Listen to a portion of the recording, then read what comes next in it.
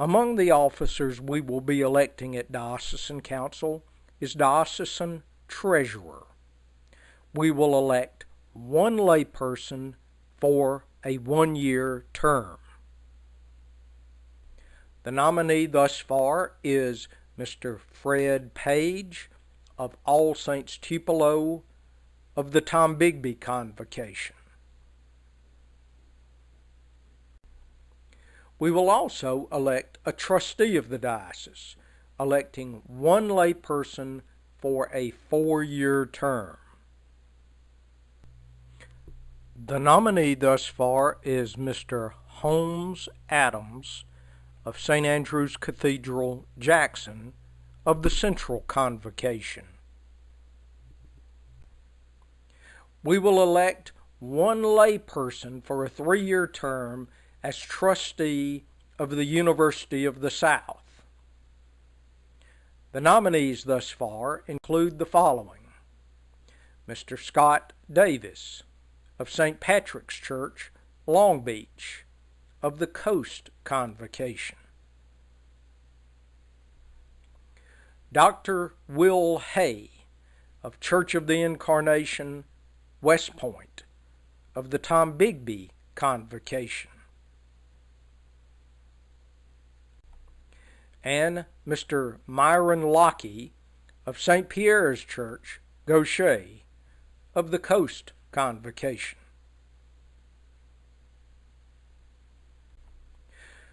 We will elect members of the Executive Committee, which functions as the vestry of the diocese.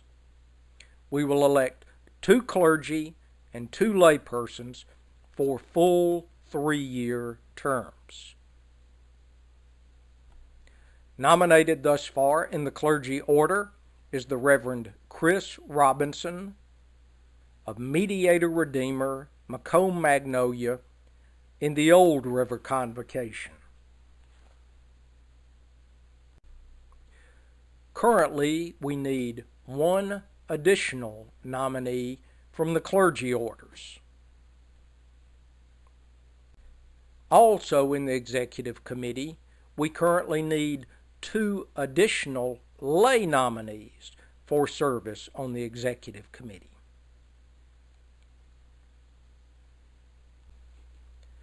We will be electing members of the Standing Committee as well, electing 1 presbyter and 1 layperson for full 4-year terms. The Standing Committee functions as the council of advice to the bishop and also serves as the ecclesiastical authority in the event the office of bishop is vacant.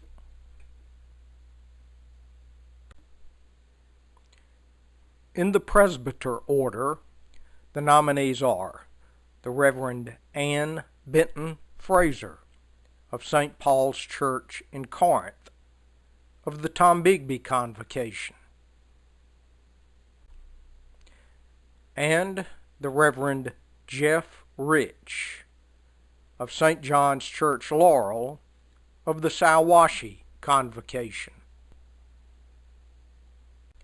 And in the lay order, Dr. Ed Sisson of St. Peter's Church, Oxford, in the Northern Convocation. We will also be electing 4 members of the Disciplinary Board, the board which would oversee any ecclesiastical discipline of priests or deacons in the Diocese of Mississippi. We will elect 2 clergy and 2 laypersons for full 3-year terms. Nominated thus far in the lay order is Dr. Lee Jensen Crawford of Church of the Resurrection, Starkville, of the Tombigbee Convocation. We need at least 1 additional lay nominee and 2 clergy nominees. Council also considers resolutions, which are filed by December 15th of the preceding year. The Resolutions Committee, which serves Diocesan Council, will consider, discuss, and deliberate on resolutions which are filed before Diocesan Council. Those resolutions, according to the rules of Council, must be filed by December 15th preceding Diocesan Council. In order for a resolution filed after that date to be considered by Diocesan Council, it must receive a 2/3 affirmative vote when considered by name only and without debate on Saturday morning of Diocesan Council. The responsibility of the Resolutions Committee includes the following: to report on those resolutions which have been submitted to Council. The Resolutions Committee may rewrite resolutions which have been submitted to Council. They may write new resolutions for consideration by Council.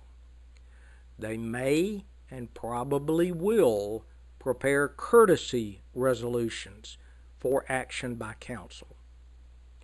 The Resolutions Committee will also clarify the type of resolution that is being considered, whether it requires action, whether it is advisory in nature, or whether it is a courtesy resolution.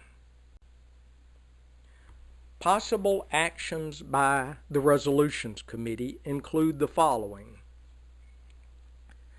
it may move adoption of a resolution as presented. It may move adoption of an amended resolution. It may move consideration of a substitute resolution from committee. It may move rejection of a resolution. It may move discharge of a resolution. This action would apply in circumstances where Council has spoken in some other manner to the same issue involved.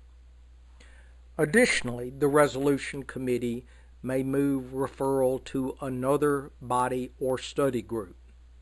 For example, if a resolution spoke to funding of a diocesan program, that resolution may be moved to be presented to the Executive Committee of the Diocese.